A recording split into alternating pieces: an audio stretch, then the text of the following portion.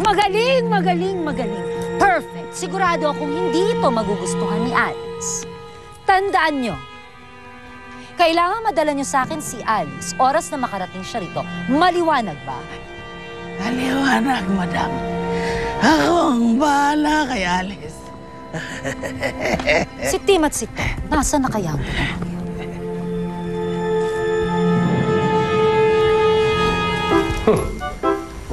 Alam mo, mas maganda na yung maging handa tayo kaysa kainin tayo ng mga zombie.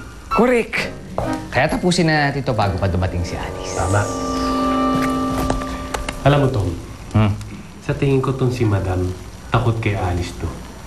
Lalo na't ngayon manggagaway na si Alice. Oo naman.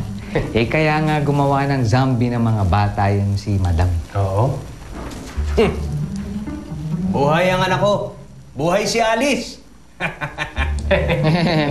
Sa ngayon. Pero, kapag nahuli ng mga zombie yan si Alice, magkakasama-sama tayo ulit.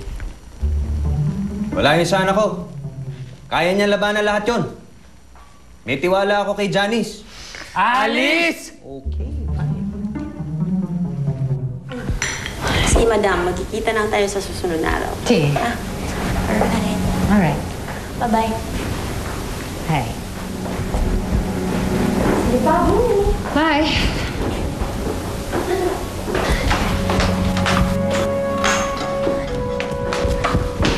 Tita. Oh, Queenie, dear. Kasi tita, kanina ko pa hinahanap at tinatawagan si Ace. Nandito na ba siya? Diyan na ako. Hindi mo na ako kailangang hintayin. Ewan ko. Kasama ni Alice. What? Iniwan mo na naman siya dun sa mangkukulam na yon? Ikaw talaga, hindi mo iniisip ang kapatid mo eh. Paano kung may kababalaghan na naman gawin yun sa kapatid mo? Huwag kayong mag-alala sa paborito niyong anak. Okay lang yun. Malaki na yan. Kaya niya yung sarili niya. No. Sunduin mo siya, ngayon din. Di kayo ang sumundo. What? Sabi ko kayo ang sumundo. Hindi ko pwedeng iwan si Queenie dito. Inuutusan mo talaga ako? Bastos ka! Ba't ganyan ka magsalita ngayon, ha? Palagi ko na lang sinusunod lahat ng sinasabi ninyo. Sawa na ako. Tama na ma. Ayoko na.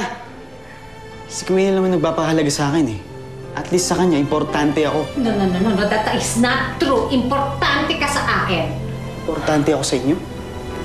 Bakit kayo nagsinungaling sa akin na patay na pala ang tatay ko?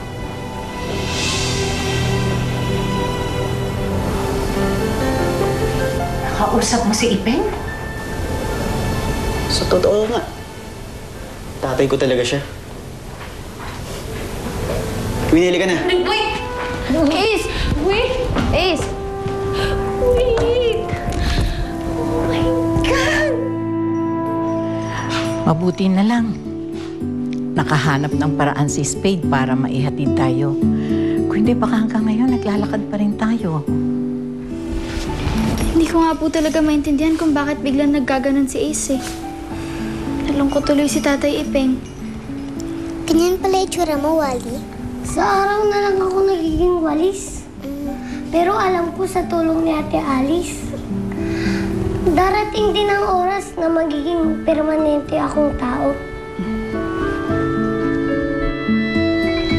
Alice, Ate Sinag, balik ka. Ibig sabihin nito, tagumpay tayo?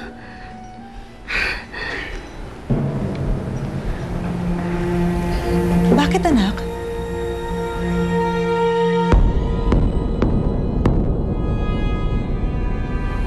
Meron po akong nararamdamang hindi maganda. Ace, teka lang! Ace! Hindi mo dapat ginawa kay Tita Maggie yun. Queenie, nagsinungaling siya sa akin. Wala na akong pagkakatiwalaan. Ikaw lang. Then go back in there at mag-sorry ka sa mami mo. Ace, tandaan mo, hindi siya yung kalaban mo. Mas dapat ka pa nga magalit sa tatay mo eh. Di ba, tatay yun ni Alice? Di mo na dapat siya pinagkakatiwalaan pa eh.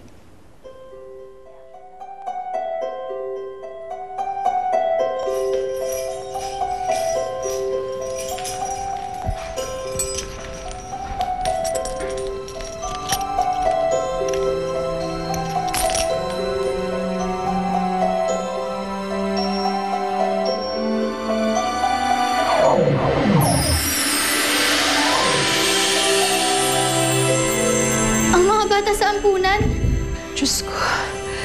Pati yung mga batang walang malay, dinamay pa.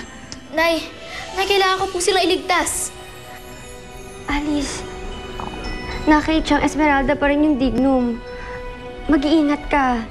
Siguradong kaya niya pa rin gamitin to laban sa'yo. Lalaban ako, Ate Sinag. Hindi ko pwede mabigo ang mga bata, pati si tatay.